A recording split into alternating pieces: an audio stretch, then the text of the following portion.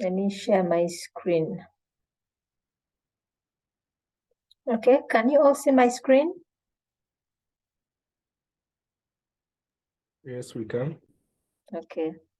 So first of all, I want to greet you all, and two, to apologize. Last week when we were supposed to start, I was rather unprepared.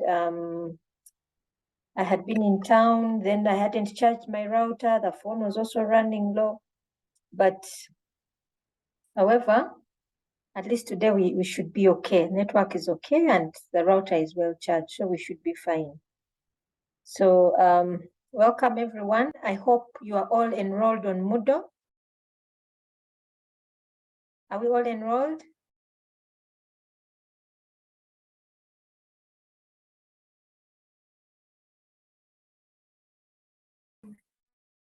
Hello? Hello. Are you all enrolled on Moodle? Yes, we are. Okay. Have you had time to look at the material I put up? There was the study guide. Then there is reading material. Specifically this one, there are these two research methods, the basics, and then research methodology, a step-by-step guide.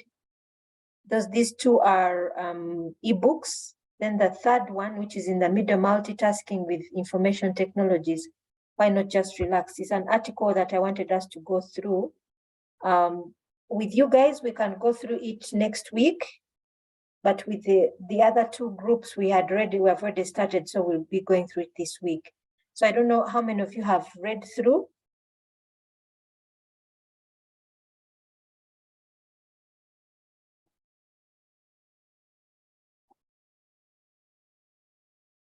Hello?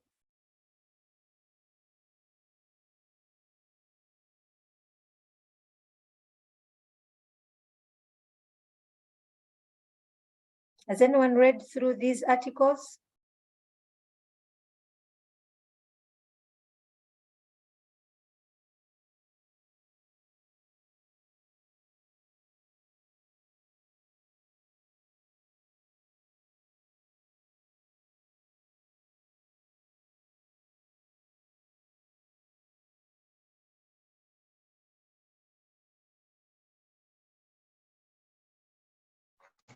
Madam, personally, I haven't. Yeah. Okay, so I would suggest that by the time we meet next week, that we have gone through these. Okay. There's also the lecture slides for this week. They are there.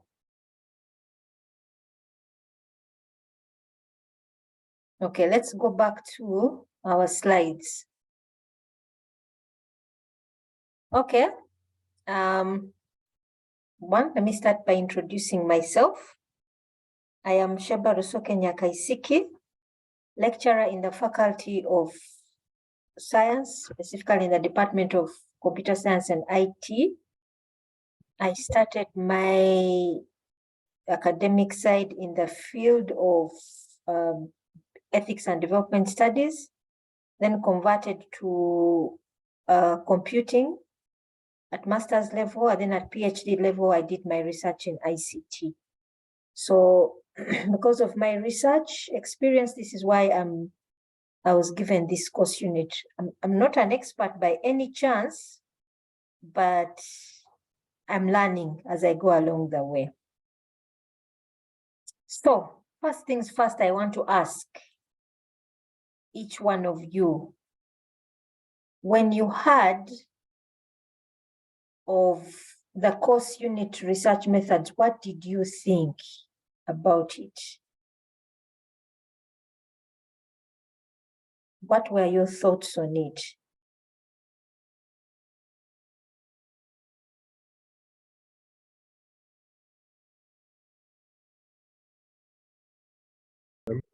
Basically, I'm Gavideric. Yes. Basically, when I heard of such methods, I couldn't articulate it right, but all I thought was It's all about analyzing how different systems work concerning the IT sector. How different systems work concerning the IT sector. Okay, that's an interesting perspective. Okay, thank you. Agumya Brian, what are your thoughts?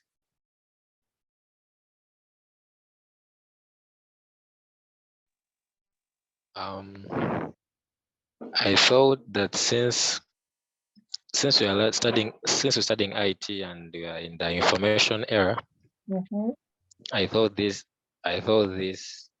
course unit would help me learn how to dig more into like knowing new things and seeing them from different perspective and everything, like to know things deeper.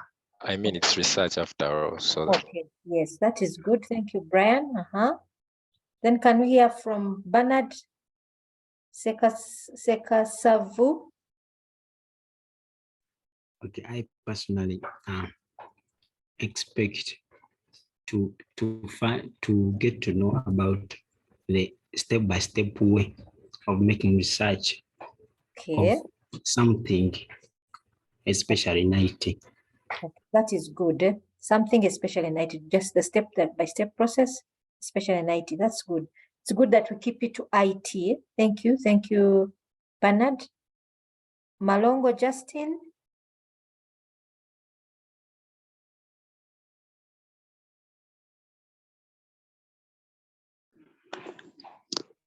Hello. Yes, Justin. Yeah, for me, what I thought is like we are going to get to know more about some things in IT, like making more research.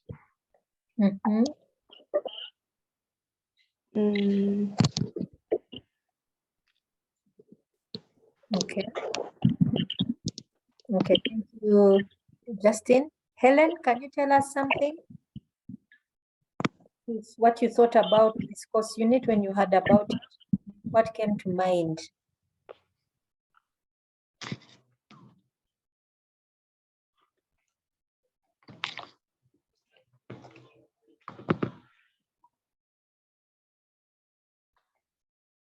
Hello, good evening. Good evening, Helen. Madam, please, can you come again the question? I've just been. Okay. Okay, basically, we are introducing ourselves to the course unit. So I wanted to find out from you as a class what you thought this course was about when you heard about it.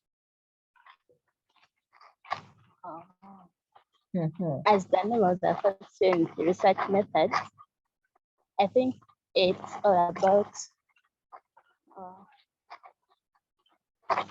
I think the question is going to guide us on how to do research. Probably as it is part of our course. Okay. Okay. Thank you, Helen. Next one we have is Joel.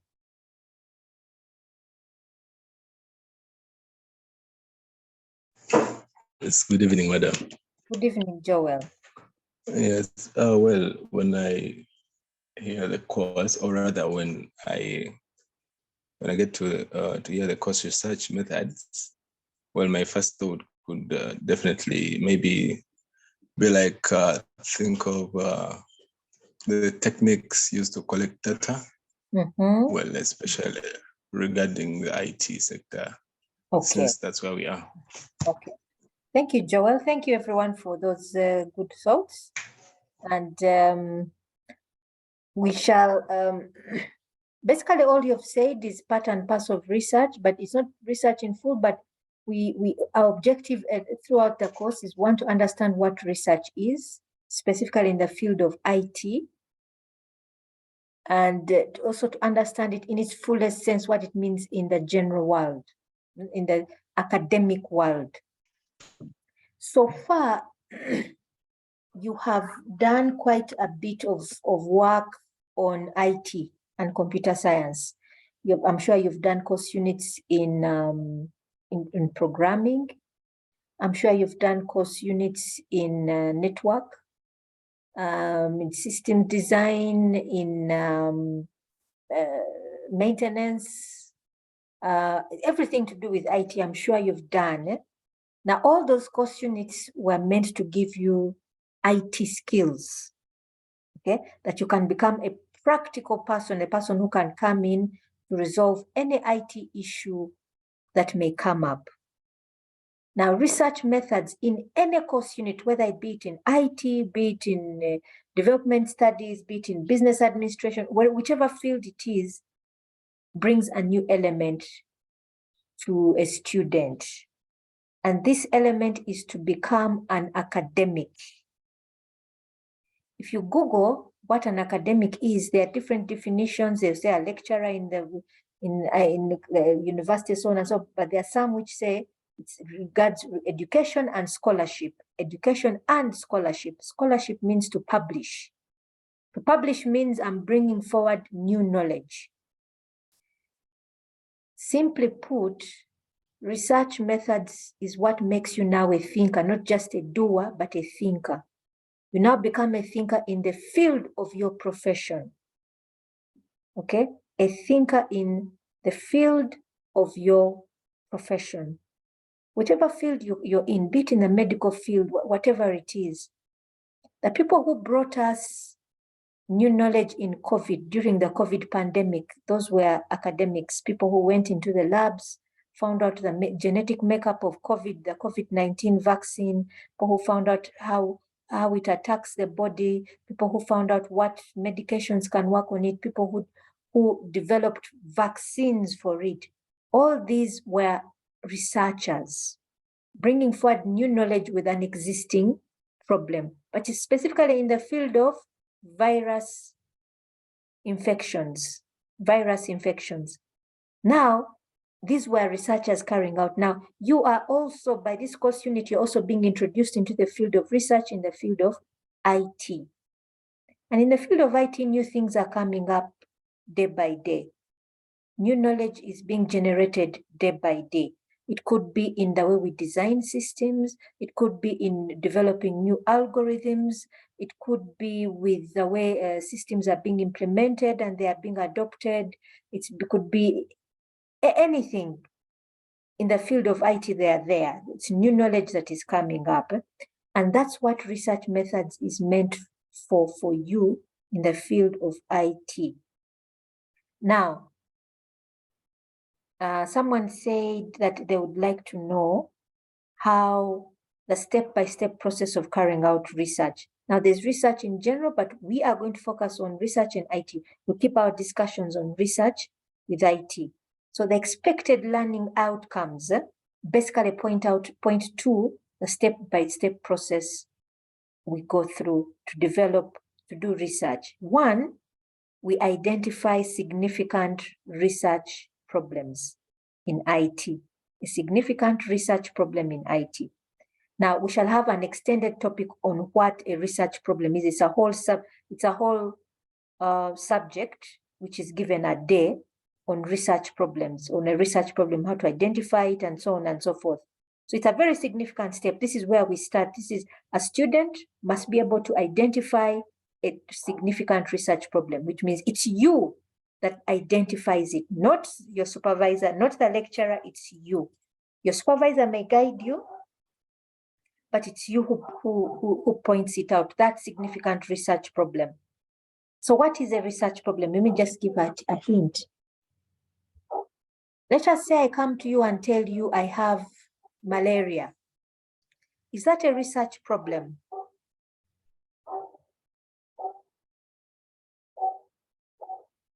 Is that a research problem if I tell you I have malaria?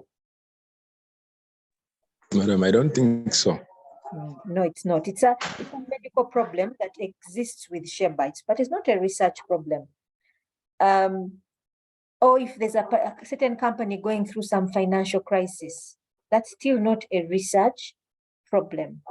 We must know what a research problem is, and this will be an extensive topic that we shall discuss about. After a student learns how to identify a significant research problem, then therefore identify aims or objectives, aims or objectives that help, that when the student tackles them, the researcher tackles them, they actually resolve the research problem. Okay? The aims that they've identified will help resolve the research problem. So the student must also go through the process of thinking and saying, I have identified this research problem that exists in this field. Now, if I lay out objective A, B, C, D, these objectives, if I tackle them one by one, they'll help me resolve this research problem. Okay, so the students should be able to identify that. After that, the student should be able to select appropriate research methods. Okay, appropriate research methods or strategies they are going to use to tackle this research problem and its aims. Yeah, to tackle that research problem. Now, the fourth one clearly identifies selecting appropriate data collection methods. We have research problems, and then we have data collection methods. Two different things. The data collection techniques are not research methods. The research methods are broader in perspective. The data collection techniques or tools are narrower. For example, a questionnaire is a tool, it's not a method. Okay? An interview schedule is a tool, it's not a method. So again, each one of these are topics that we're going to handle in this course units. Then a student should be able to analyze their data after they have collected it. So there are also data analysis techniques. So once they've analyzed them, then the student interprets that data. So those are the four most major these are five most major steps that we follow. The last one is actually the last one we have, produce a research proposal.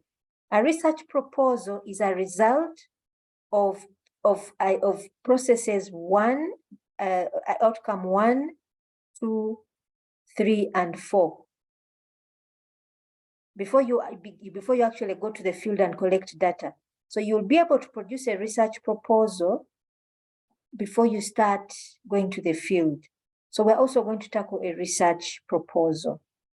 Okay. So do we have any questions so far?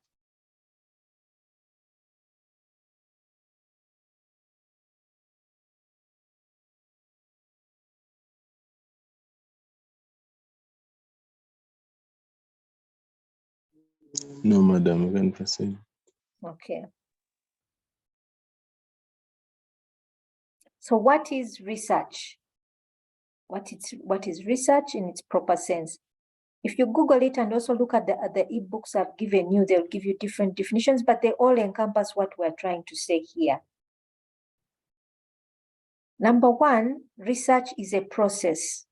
That's why somebody said, I would like to know the steps. So it's a process that you go through. Just like any process, like the way when you're developing a system, you have processes you go through. So is research.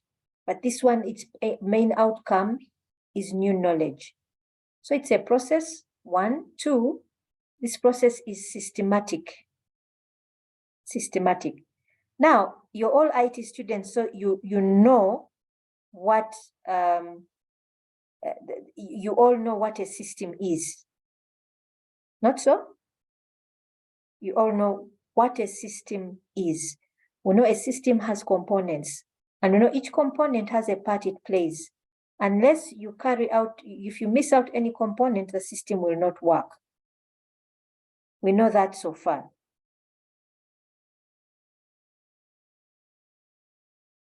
Not so? Yes, madam. Yeah. So, see,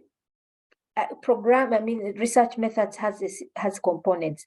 And basically, when you look at the outcomes, identification of a research problem, identification of aims, so on, and then the research methods, the data collection tools, analysis, the writing, all of these are components that make up research, all of them. Okay, all of these are components of research and you can't miss a single step. Now, this, we could say it is systematic but it's not just systematic, but it's a systematic inquiry. Systematic inquiry. Inquiry means we're going out to search for knowledge. Inquiry. That's what the essence of the word inquiry or investigation means. We are going out to seek knowledge. Meaning, you're not going out to seek for something that is known. You're seeking for something that is unknown.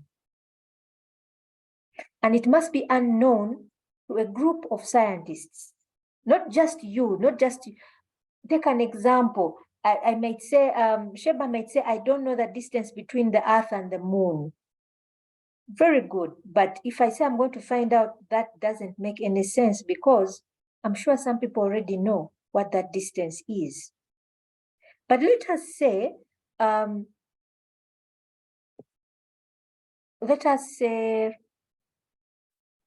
a researcher says, an IT student says, maybe they're writing about organizations, maybe schools having a website will improve their information dissemination to their stakeholders. And then the student says, okay, I'm going to develop a website for a school, implement it, and then investigate to find out, does it really improve information dissemination? That the school is able to disseminate to the parents, to the students, information, and they can access this information quickly and easily. Is that really true?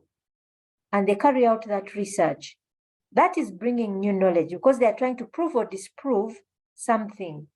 So in that process, the student goes ahead, develops a system, implements it, carries out the inquiry investigation. And so the specific problem would have been, is it really true that when a school sets up a website, it improves? So they get out to answer that question and they bring out new knowledge, new improved knowledge, whether saying, yes, it does improve or no, it doesn't make a significant improvement.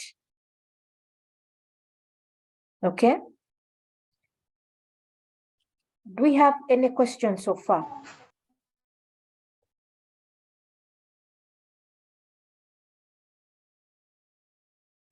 No. Okay. Okay, let's move to. Yes, madam. Yes, please. You have a Excuse me, question? madam. Yes, please, Brian. Yes. Yes, madam, I've been asking. Mm-hmm. So is research all about finding out something like totally new? Should it be something like totally new, something that has not been maybe tackled before and everything?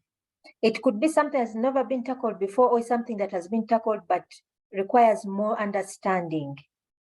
That maybe understanding is not enough. We need to understand a bit more about it. Take an example. IT is quite new to Uganda. And maybe we have not yet clearly understood. We've not yet clearly understood its effect on business processes.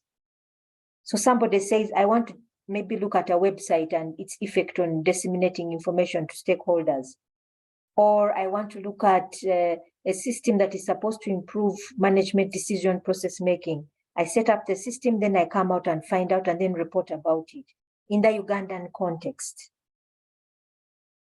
Okay, so it could be new knowledge or like it says here on the slide, it could be new knowledge or improved knowledge. Yeah, we could even look at things like someone can say now in the post-COVID era, how a certain new system is going to be adopted as opposed to before. Have you understood, Brian, what I'm trying to say? Yes, madam. Okay. So why conduct research? Remember at the other time I'd used academic. Now you, especially at university level, you're becoming academic. So the main primary purpose of introducing you to research is for you to become academics, thinkers. That's what an academic is, a thinker. 2, to acquire new knowledge, but not just for yourself, but for a certain group, a community, a certain research community. We shall see one of the most significant things about research is that we start with reading what other people have written about a particular topic, what others have written about it. So we are acquiring knowledge, and we are, from what others have done, we are building on what others have built. So we start with what others have done, then we add on. Then we find answers to questions. So there could be lingering questions in a certain research community. So we start to find out what those questions are. We solve practical world problems. So research is not abstract. It actually resolves practical world problems. It answers practical world problems. So that's one of the reasons why I posted an article, so that you read what kind of research has been done in IT. That was just an example of the kind of research that was done in IT. So look at it and see. Enhancing critical skills in communication, independent thinking, creativity, and problem solving. So these are, you're not just creating solutions, just copying and pasting what somebody says, but you are actually being critical in your thinking process. You're bringing your perspective to a certain situation. We also answer the what if question. What happens if we add this component to a business process? What happens if we add this new feature to communication in an office? This new IT future, what happens? We do research also to improve people's well-being. So like we said, normally our research, especially in the field of IT, it is to enhance something, to enhance a business process, to enhance communication, information dissemination, whatever it is. The other thing we may not look at so critically, but it is something for you to learn for future purposes, is hypothesis. Mostly we're going to be dealing with developing systems and implementing them. That is normally qualitative research, but when we talk about things like hypothesis, we are now going into quantitative research. We may not look at it at this level. We shall talk about it briefly, but it's not something that really we shall put into practice. So hypothesis is when you put forward an assumption and then you either prove or disprove it. So let me give you an example. Again, like I've said, don't worry too much about it. You're not going to deal with it now. In the field of IT, we have certain theories that guide adoption of systems. One of them is the term theory, that is technology adoption model. It puts forward certain hypotheses or certain assumptions. It says women will adopt systems if they perceive them easy to use, and men will adopt a system if they perceive them useful to use. So someone may develop a system and say, let me test that hypothesis, and they either disprove or approve or disprove it. That's an example of a hypothesis. But again, like I said, at this level, at undergraduate level, we don't expect to get this far in this type of research. Any questions so far on why we do research?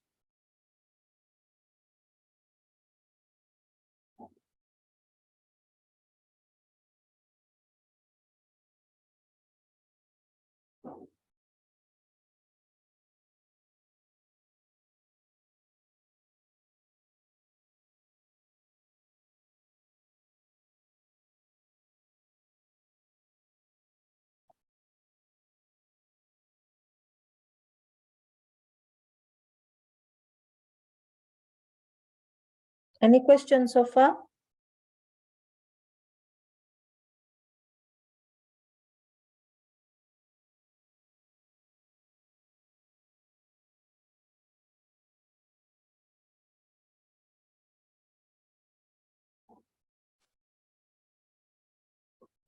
Did I assume silence means consent?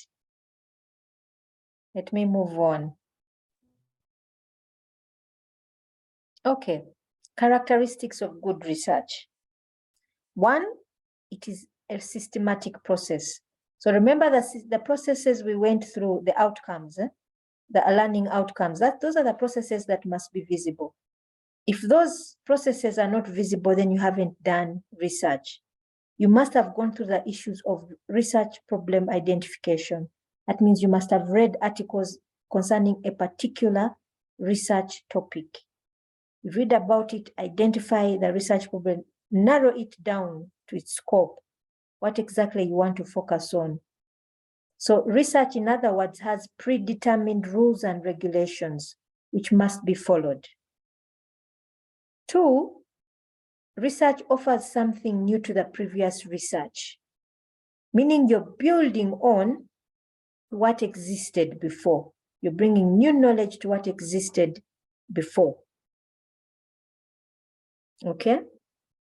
That's the importance of reading what others have written. Research addresses directly or indirectly some real-world problem. Yeah?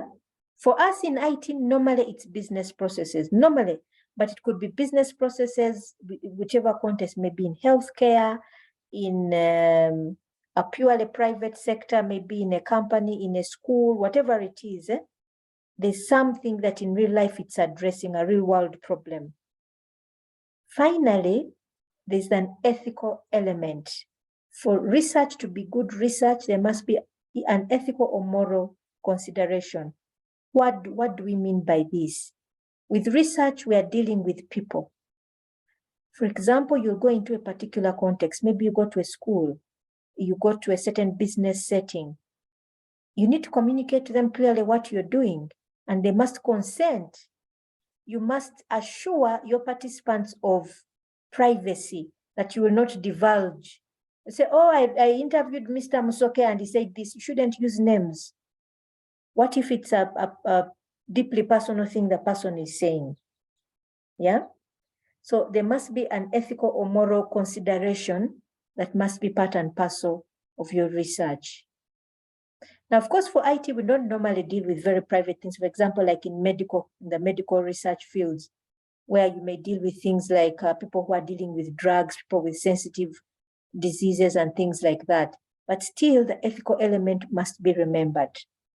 There are things we shall discuss more on the moral issues. There are issues of plagiarism, there are issues of falsifying data. All those are a part and parcel of the ethical part of research. Variables. In research, we are examining specific variables. This is where it becomes extremely important for you to identify your problem clearly. Clear identification of the research problem, where you are clear on what it is you're going to examine. Research is scientific in nature. Okay? Research is scientific in nature. So that means if it's scientific in nature, you have to be very specific on what it is I'm trying to examine. Let me just give an example. The example I gave of the website. If they said, a lot, if maybe you found from literature that everyone is proposing let companies adopt ICT to disseminate information, and one of those platforms is a website. And then you go ahead and say, okay, but then there are questions like, do these platforms really improve? And you say, okay, I want to examine if a website implemented in a specific context does improve dissemination of information to stakeholders. So it is a website, one, that's one of your variables. 2, dissemination of information to stakeholders. 3 variables. So those are the 3 things you'd be examining.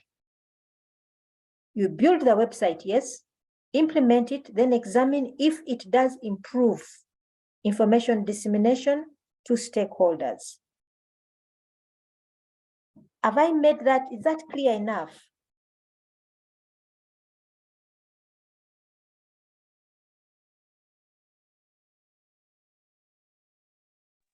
Yes, Is that madam. example? Okay, okay. Second last is that research must be unbiased. Do you understand what it means to have a non-biased position?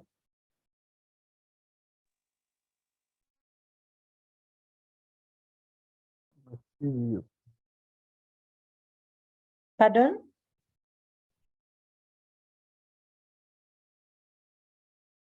Understand what it's meant by an unbiased research.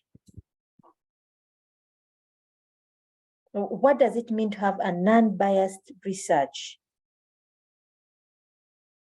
Like, it means that by the time you present it, you've analyzed and you've proven it beyond doubt that it's the right information you need to deliver, in that if you are presented to a particular conference, they will surely not doubt your research. Okay. Now let me give you also an example, live examples of research, which things that I experienced. So one time when I was still doing my research, I participated in a conference, should I say. It was just a PhD candidates. That means people who are starting to do their PhD research, and they were presenting it to panels, and professors were supposed to guide them. So in this particular case, there was a lady who was doing research on the land disputes between Buganda and Bunyoro. Now, does any of you know that history of the land disputes between Uganda and Bunyoro?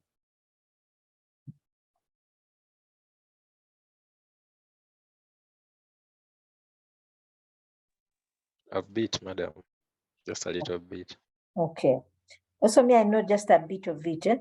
What I do know for sure is what I've heard of it is that there was, I think, there was some land taken from Bunyoro and given to Buganda during colonial times. So I think that has remained a sore spot between the two tribes. So essentially what happened, now when this lady was presenting her work, you could see that she was getting emotionally affected. Her voice levels were changing. You could see that visibly she was emotionally affected. So after she finished presenting, the panelist told her that we would advise that you change your topic because we can tell that you are emotionally involved. I don't remember which tribe she was, whether she was a Muganda, Munyoro, I don't know. I just remember that you could see that physically she was emotionally involved. Meaning whatever her findings, her interpretation of the data was going to be affected by how she felt. Okay? Her interpretation of the findings was going to be affected by how she felt emotionally. In that particular panel also as well, there was also a gentleman. This man he was a black man, he had an African name, but clearly grew up in the US. He had a strong American accent. So his research, he wanted to research to find out, he wanted to prove that civilization began in Africa. So he wanted to carry out research to go back using oral history to prove that civilization actually began in Africa. And his motivation was that Black Africans specifically have been put down because they believe they are underdeveloped, because they have been left behind. So he wanted to prove that. Now, at the end of it, they asked him that, look, it looks obviously you're a Black American. There's a history of slavery in Black America. There's a history of racism. What will make people believe that this research is actually objective? Because obviously you have the motivation of trying to show Blacks are great, and that is not objective research. It's not truthful. So that's what it means to have an unbiased position. Now, related to that, research then also gives one multiple possible answers. Because you have an unbiased position, you give all possible sides to the story. So in a nutshell, that is good research. And these are things to bear in mind as you carry out your research. What research is not?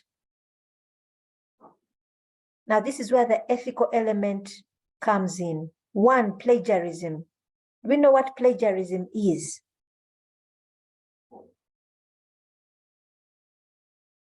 No, madam. We don't know what plagiarism is. Madam, can we term it as something like fabrication? Now, it would be, let us say you're writing your research and you don't really want to write your own words. So you copy and paste someone's words and you don't reference. Okay? You simply copy and paste and you don't reference to show that I got these words from ABCD, from this person. You pass them on as your own words. That is plagiarism. 2, falsifying data. So for example, you may want to, you have a biased position, you want to prove something, or you simply don't want to go to the field and give out questionnaires. You sit down under a tree, fill out a questionnaire. That is falsifying data. Misinterpreting information or misleading your participants deliberately. Again, this is where it comes when you're biased. When you provide inadequate references for your work, not reading enough. Normally, your supervisor should guide you on how much more you need to read. So those are 4 areas where research becomes tainted. Any questions so far?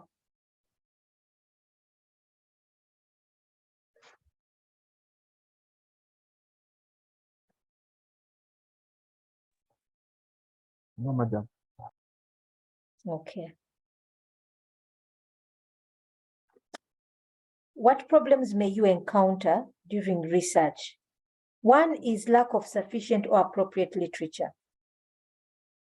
Yeah.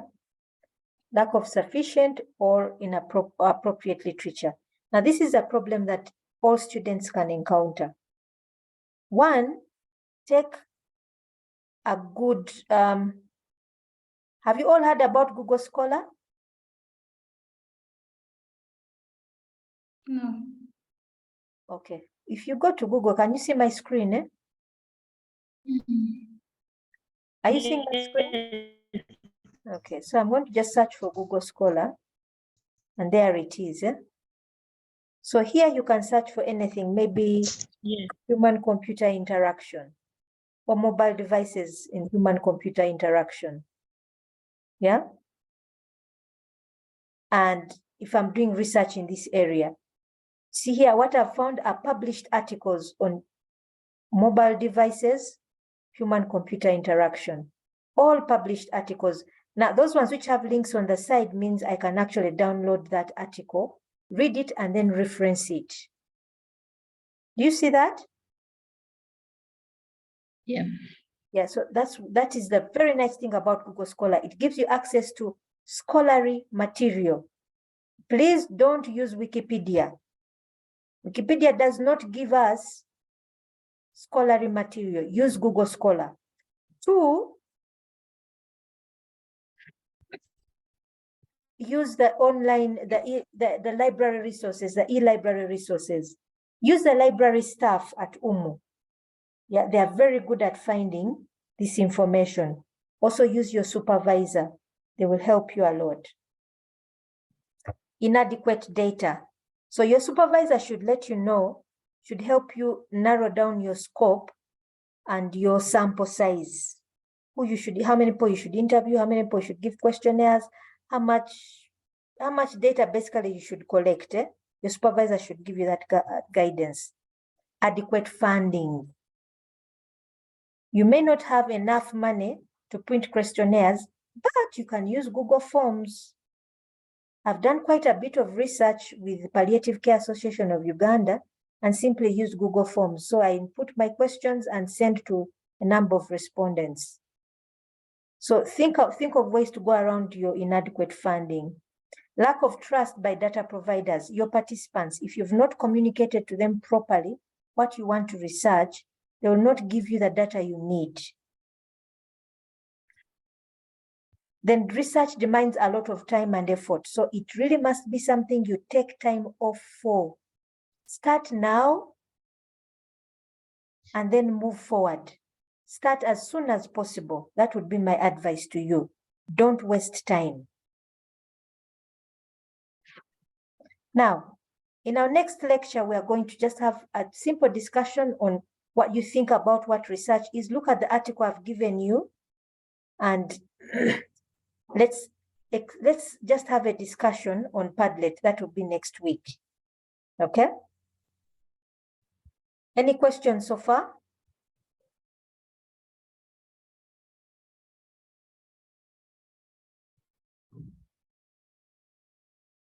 Any questions so far? No, madam. Okay, so now for all the other classes, I stopped here, but now for you, because we missed out a lecture, I want to go one extra step so that we try to be at par with everyone. Eh? So can we continue? Yeah. Okay, so we want to look at the nature of research. Yeah, so we want to look at this particular topic we're going to be looking at. I would say it would be some of the basic concepts of research. You will not write about them in your dissertations, no, but you will experience them, should I say. These will be guiding principles that you will experience as you're doing your research. There are things that you will encounter, but you won't necessarily write about them. So let us go through some of them. Now, one of the first and most important things is research philosophies, the philosophies that guide research. Do we understand what a philosophy is? What is a philosophy? You hear people say, this is my guiding philosophy.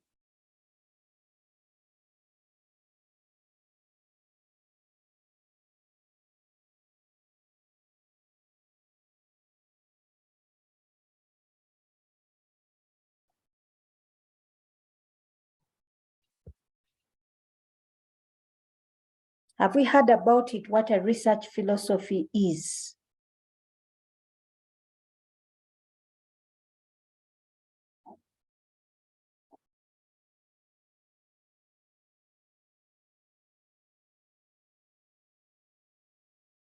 Or a philosophy in general? You can Google on your phones and just find out.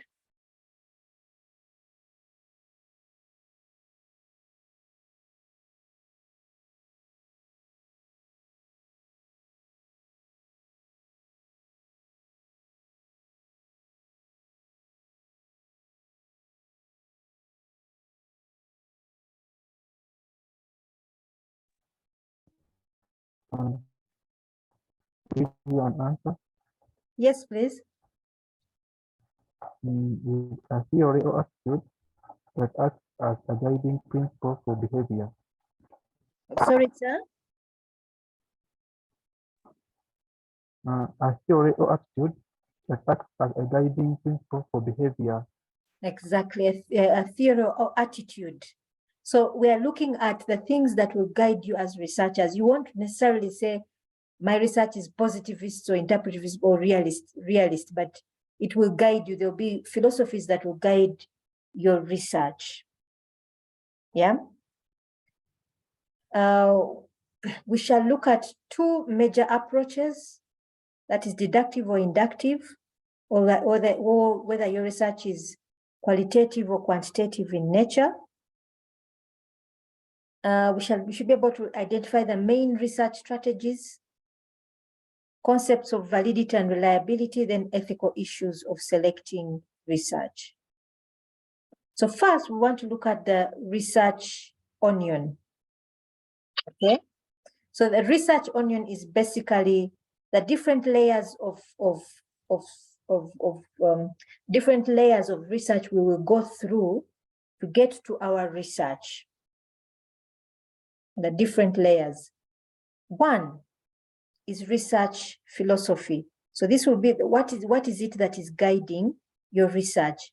The research is either positivism or phenomenology. In other words, the research is either qualitative or quantitative in nature. Yeah. This then leads to the approach. If a research is positive, is a positivist, it's deductive in nature. If it is phenomenological in nature, it is inductive in nature. Now, the words seem quite big for now, but don't worry about it. It's quite simple once we get down to the nitty-gritties, what it means. Once we select the approach, we then come to the methods, the research methods. We're either doing experimental research, a survey, case study, grounded theory, ethnography, action research, and many others. These are research methods, this layer that which I'm pointing out. These are the research methods. Then our research then takes on a time horizon. Are we doing cross-sectional research or longitudinal? Now, most of us are going to do cross-sectional research, not longitudinal. Normally means you're doing research that covers a certain period of time. For instance, on BBC one time I read about a research that was looking at the development of children. They looked at children's development from, let's say, 0 years to 5 years. That's longitudinal. That means a certain group of scientists were following children from the time they were 0 to 5 years. Most of us are not going to do that kind of research. So we are going to do for a particular time scope. You may go and do your research within a period of 6 months, for example. That is cross-sectional. Okay? Then we have our data collection tools. So we're either doing questionnaires, interviews, or a combination of all. So that is the research onion. Now, when we are selecting our research problem, this is when we begin to identify whether we're doing positivist or phenomenological research, positivism or phenomenology. The time when we're identifying our research problem. This is the time at the back of our hands we know my research is going to be guided by a qualitative approach or a quantitative approach or mixed methods. Okay? We become concrete once we have this. So in this first layer, this is when we're identifying our research problem. Once we have identified it, then we identify our research method. Are we going to use case study? There are other research methods that I'll introduce to you that are specifically for IT. Then, of course, being that we're undergraduate students, we're going to do cross-sectional research. Then we select our research, our data collection tools. So far, does this onion make any sense?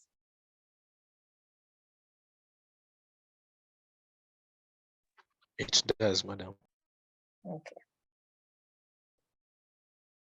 So research philosophies, let's discuss them a little bit more in detail.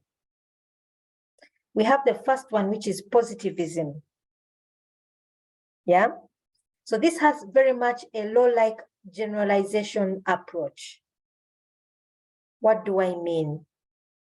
If a researcher goes out into a field and maybe is looking at performance of students in online learning, and then finds out there is majority of the boys perform better than girls, that means that, and then therefore concludes, when online learning, boys perform better than girls. So that is almost a law-like approach, where the majority, those who, the biggest number of responses to one side then concludes the observation, the reality of what is presented.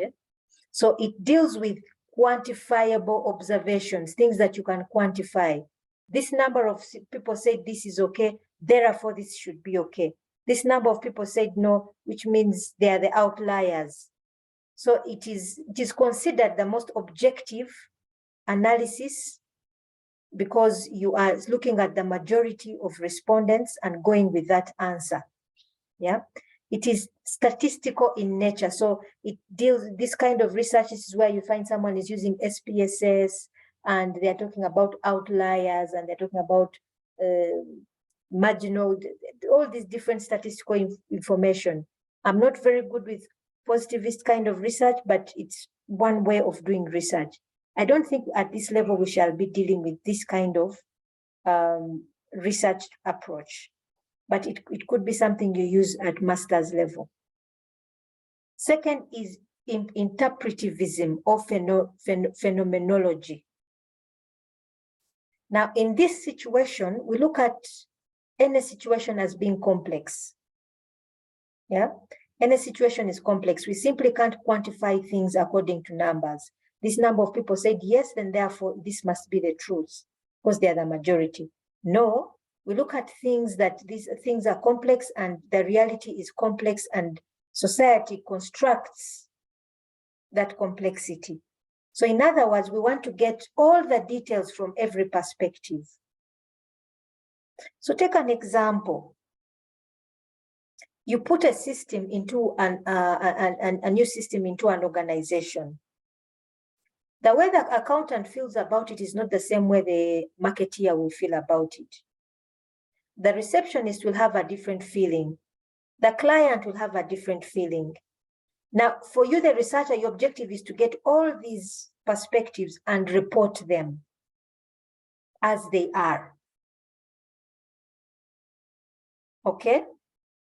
All the perspectives and report them as they are. That is interpretivism. Now, this is where we come to the issue of qualitative and quantitative research.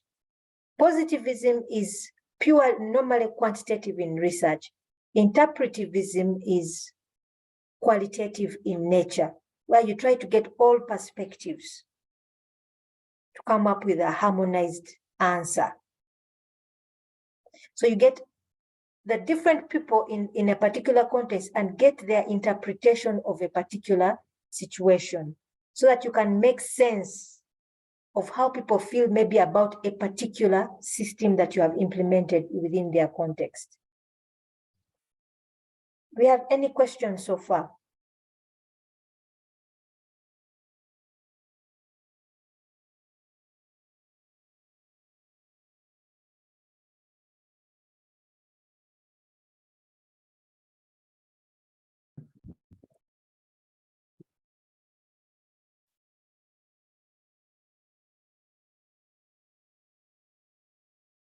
Do we have any questions so far?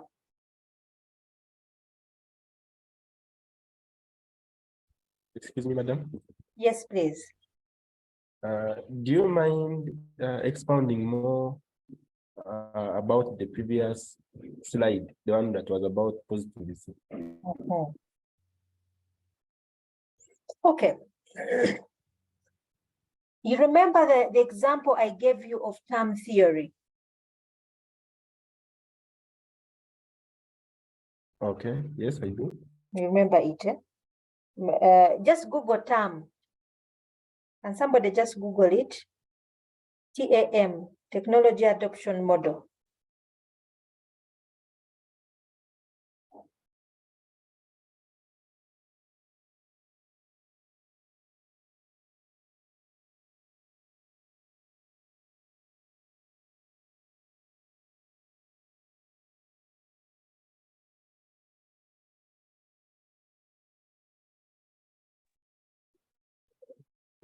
Can I read it?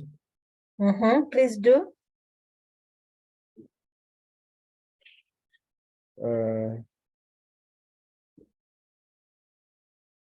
This reads that technology, it is the technology acceptance model, which information system theory, it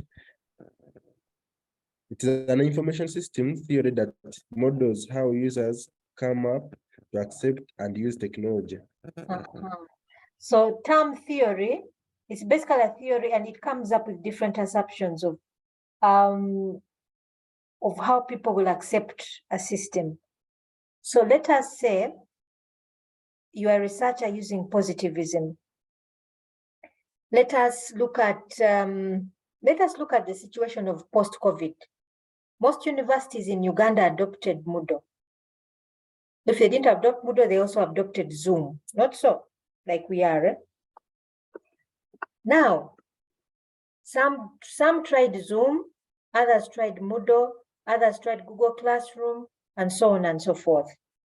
So let us say you look at the term theory assumptions, it will say things like people will accept something if they find it useful and easy to use. Then you design a questionnaire to find out if Moodle has been adopted because it's useful or easy to use. Okay? You create a questionnaire asking questions along the lines, for example, on usefulness.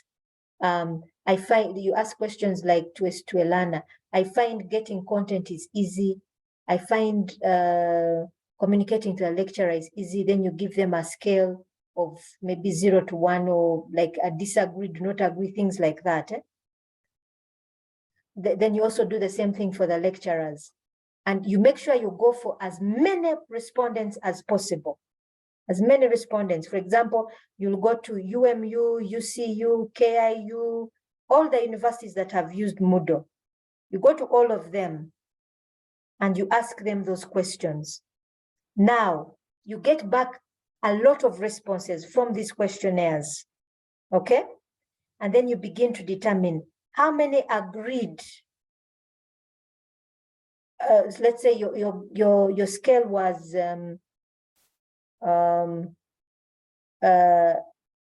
what is that scale? There is the middle one. There is agree, like I agree 100%. Then there is agree. There is neutral. There's do not agree and absolutely do not agree. Then you get those with the highest, those who absolutely agree, and maybe 5%. Then those who agree like 20%. Those who are neutral, maybe 1. You know, things like that. So depending on the highest number, the highest number of respondents, that is the answer you go for. That becomes the law-like generalization, when you say, because of these responses, Google seems to be useful to all the learners. Or most learners feel they are neutral about it, meaning it hasn't brought that much better communication. Do you get what I'm trying to say? Yes, ma'am. Yeah, so in other words, you have quantified the observations. What people are telling you what they've observed, you quantify it, and basing on that, you provide your answer at the end. Is Moodle useful to learners post-COVID implementations? Yeah, that's what positivism is. It's basically looking at numbers. These are the majority say this, therefore this must be the answer to the question, is Moodle useful in the Ugandan context post-COVID e-learning implementations? Now, this is the opposite of interpretivism. Interpretivism, the researcher will say, for me, I want to get the general perspective of everyone, how they feel about Moodle. Normally, this person will sit down with users, talk to them face to face. Yeah? What has implementing Moodle done to UMU? They'll sit down with lecturers. How has this helped or not helped your teaching and learning? The person will talk to a lecturer. A person will sit down with a student. They see what the student goes through to access Moodle. Maybe the student gets network issues. Maybe the student doesn't have a laptop. Maybe the student doesn't have a smartphone, and so on. They'll get this general, the overall picture, a wholesome picture, to give a complete interpretation of what it means to have implemented Moodle. They are not just getting or trying to understand whether Moodle is useful to use or not, but they're trying to get the complexities that come even with putting Moodle within a certain context. Yeah, maybe they sit down with IT and IT tells you we don't have enough equipment. We don't have, our infrastructure is poor. They're getting the holistic picture. Do you see the difference between the two? the two approaches? Yes, Madam, we do. Yeah. Now, all of this, of course, depends on your research problem. The approach you select depends on your research problem, what it is you're trying to find out, the answer that you are trying to get.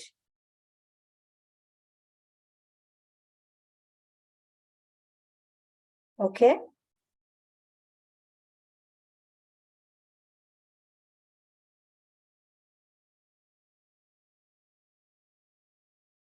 Now we come to our third philosophical approach, which is realism.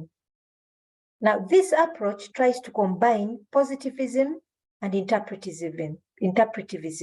You're trying to mix. This is where you find someone saying, I used mixed methods. I used a questionnaire and I used interviews and observations. You try to combine both worlds. Yeah? You try to combine both worlds so you can get all perspectives. This is also another approach that somebody can use. Now, these two approaches, or rather these two philosophies, they have what we call approaches. One is deductive, the other is inductive in nature.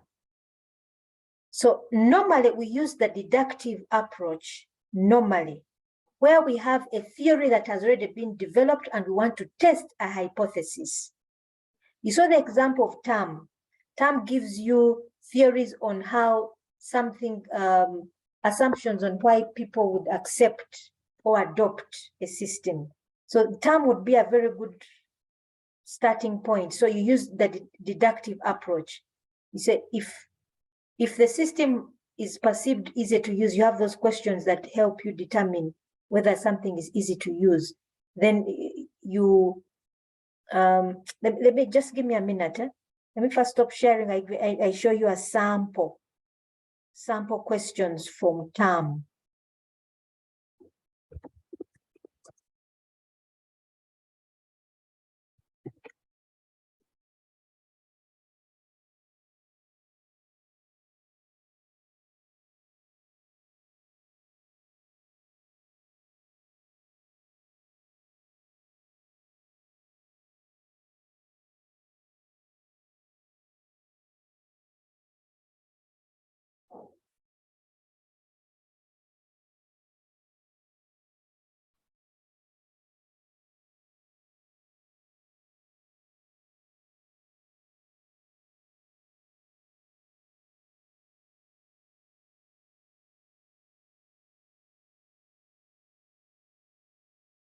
Hold on a minute.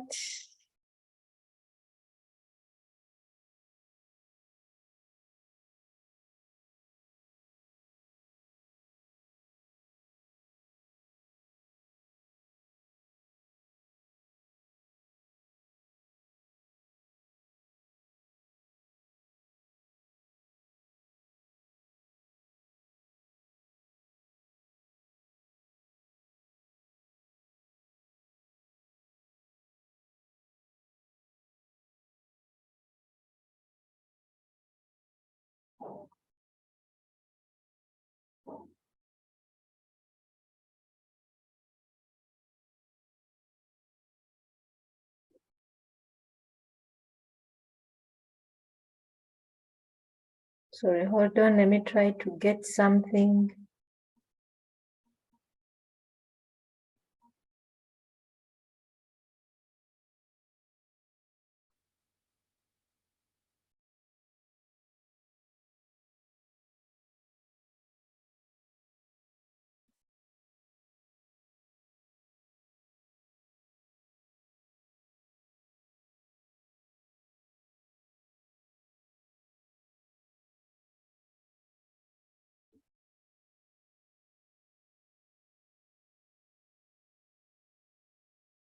Okay, so let me just share my screen again.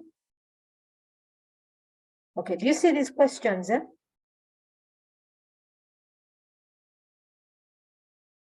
you see? Yes, we are seeing them. Okay, so you see the first question. Using this product, let's say it would be Moodle, in my job would enable me accomplish my tasks more quickly. You can even make the question more that maybe to a lecturer, you say using Moodle helps me to accomplish my task of maybe compiling assignments more quickly. Then you have these sections where the user ticks. It's extremely, quite, slightly, neither, slightly, quite, extremely, things like that. Or likely or unlikely. You can put it even in this way, whether you can say it is likely or it is unlikely. Using this product would improve my job performance. So this one is saying that this thing is actually useful. These questions are saying this, the user, you're trying to get that this thing is actually useful. Then ease of use. Learning to operate this was easy for me, where somebody says likely or unlikely. You can put this scale even in a better way. I would find it easier to get this product to do what I want to do. Those are questions basically based on term. Yeah.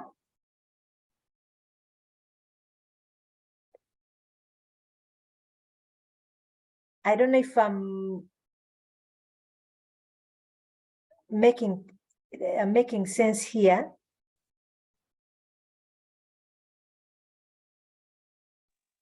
Yes, you are. Okay.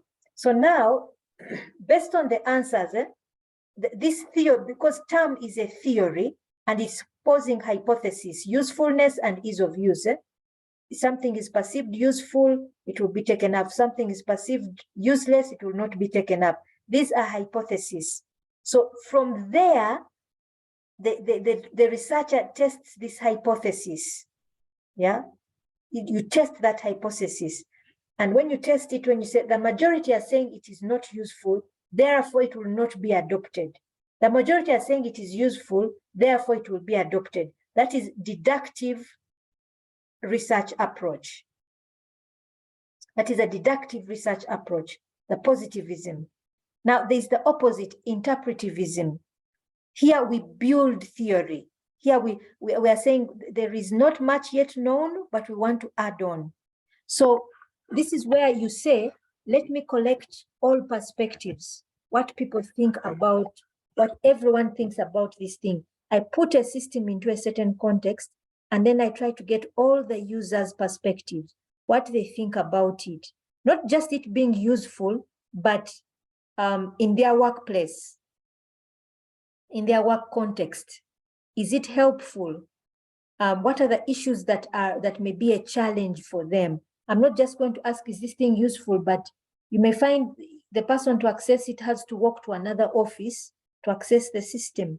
That affects the efficiency of a system.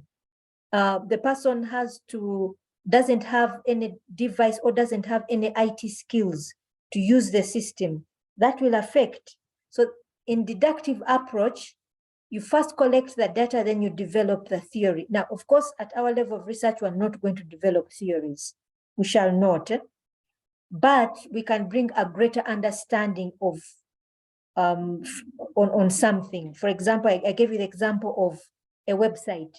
Does it improve dissemination of information? We're not developing theories, but we can say, in the context I put it in, yes, it did, or no, it didn't. Maybe the stakeholders don't have access to websites or devices that can give them access to website, things like that. Do we understand inductive approach?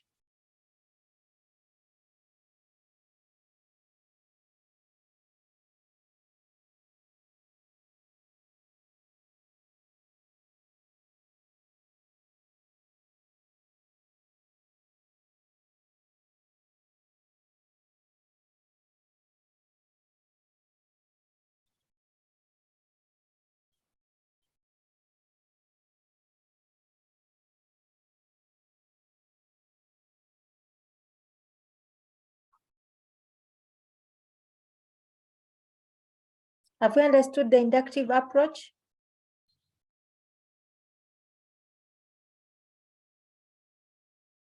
Okay, let me move on.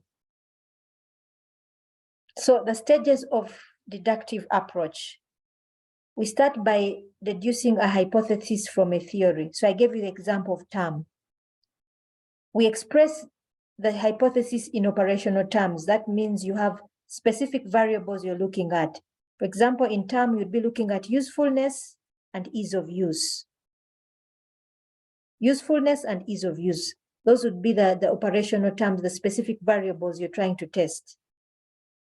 Then you test, you experiment, you carry out an experiment on the inquiry or some other kind of inquiry, maybe using a survey. You can put a system within a certain lab and then get users to come and use it and then ask them afterwards. You observe them and ask them afterwards. Then you examine the outcomes of the inquiry, which may either confirm or modify the theory. Yeah, may either confirm or modify the theory. Modify means that you may find that the theory may not necessarily be true and it needs to be modified.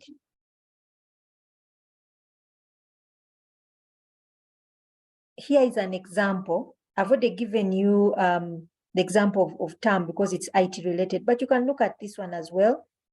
This one is simply looking at reasons for absence of work depending on age, length of service, so on and so forth.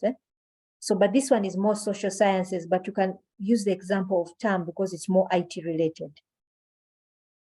Then we can look at inductive approach, the stages of inductive approach. You start with examining a specific problem. Why is something happening? Yeah?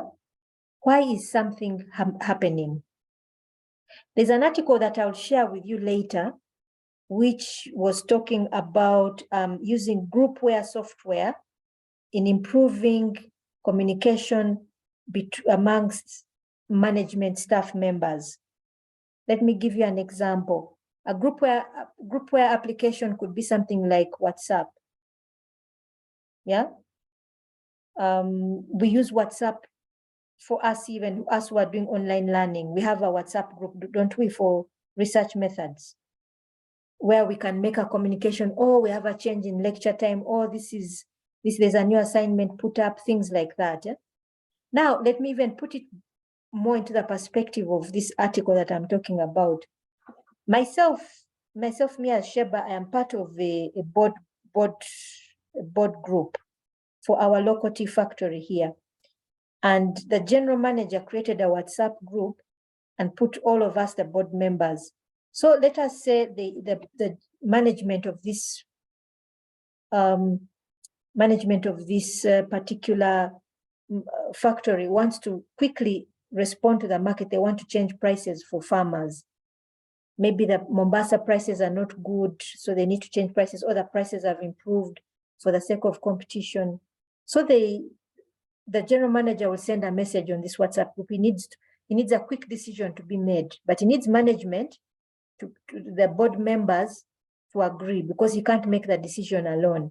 So he will send a message on the WhatsApp group that responding to the market, we need to change prices according to this, and this.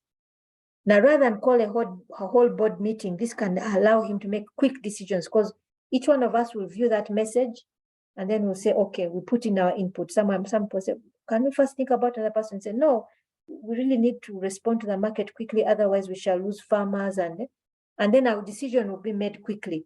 So that is a typical example of groupware software being used to make decisions, to communicate and make decisions quickly. So now, in this particular article, they were saying that even though these applications help, they actually don't support, they don't actually achieve what they want to achieve. So what these people did, that these IT researchers did, they implemented a groupware application within a certain organization, and to try and observe what are those challenges. And they found out so many things. For example, they found out that the IT department had not been involved when they implemented. So the IT department refused to support. And that made the system fail, the groupware application. So in other words, they were not going to find out by putting out a questionnaire. They had to put the application and sit down with each people and observe over time. And from there, they brought out that there were underlying issues within an organization. That started the formulation of a theory, that there are underlying issues within organizations that will affect implementation of IT systems. Yeah, So in this case, they found that they hadn't involved the IT department. So because you didn't involve them, they also didn't bother to support, which makes the project fail.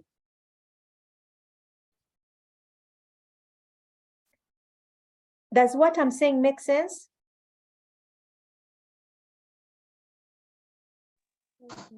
Yeah, it does, brother. Okay. So here is an outline of just some of the differences between the two approaches. You can go through them at your own time. They are more or less more self-explanatory in nature. This one moves from a theory to data, whereas the second one is starting from data, moving to creating of theory. Deductive approaches looks at causal relationships between variables. For example, we said ease of use leads to adoption. Usefulness leads to adoption. That is a causal relationship. In that inductive approach, we're trying to understand the relationship between variables, or we're trying to understand what variables are there and what causes them. So for example, the underlying issues within the article I was telling you about, groupware application, the underlying organizational issues that affected implementation and successful use of a groupware application. So the second one is quantitative in nature. That means we're counting numbers, statistics.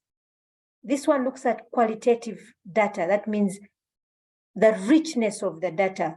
We are getting everyone's perspective, not numbers, but everyone's perspective.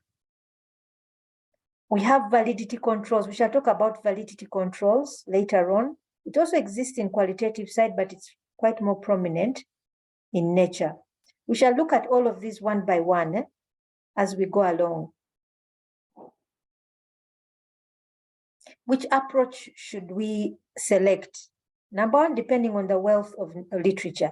If there's a lot of research that has been developed about something, then let it be deductive in nature. For example, if you're looking at adoption, we said there are a number of theories actually in IT that look at adoption of systems.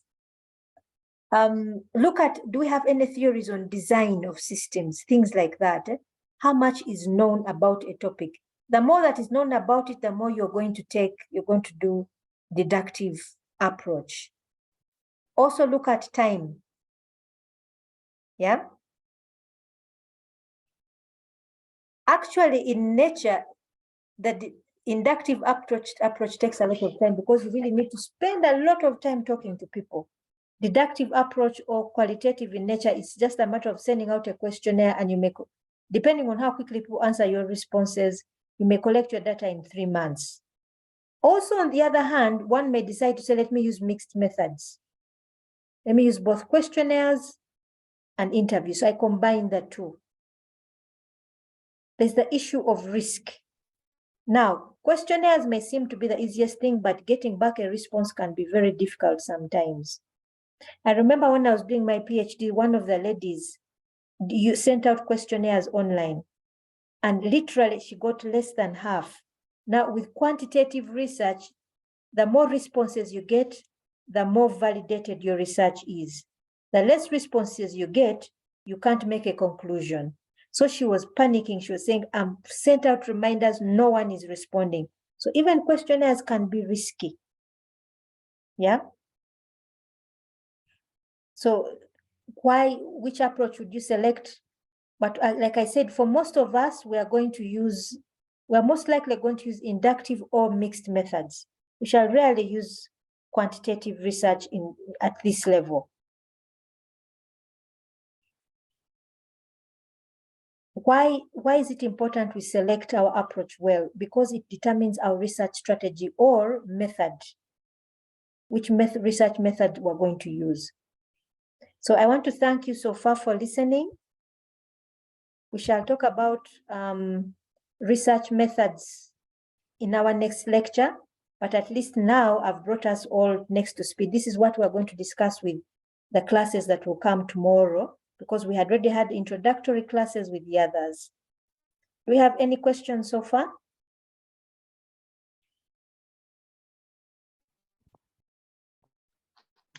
None, madam. Okay.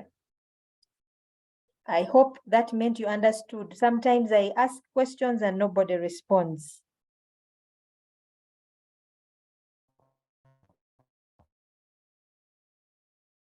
John is asking for notes. One, John, all the lecture slides are there on Moodle. Two, I have also put up 2 electronic ebooks already there on Moodle. There's also a discussion forum. Let me just open this up.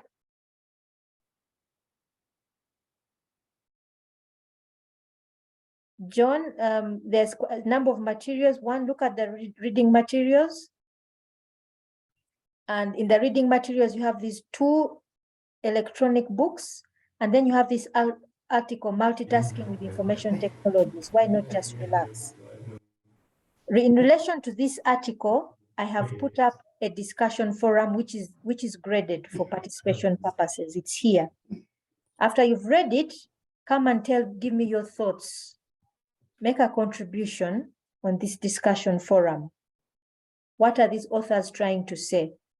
Number one, it's going to introduce us to research components. We try to begin to identify what type of research was this.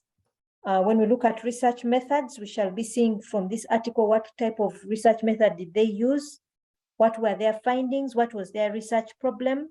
So I've put up this article for you to read. So please start with that, John Paul. Not so, I think this is enough reading material. There's also a study guide there.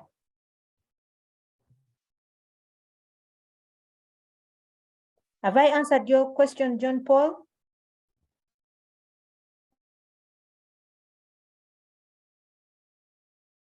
Okay. Do we have any other question?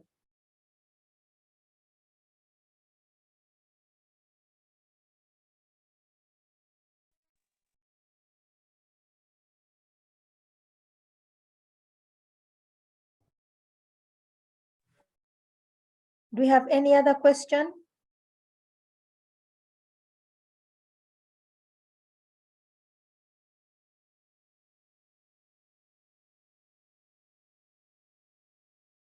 No? Okay, so then shall we close off the evening, the class for today? And we meet next week. But please go to the material and please go to the discussion forum.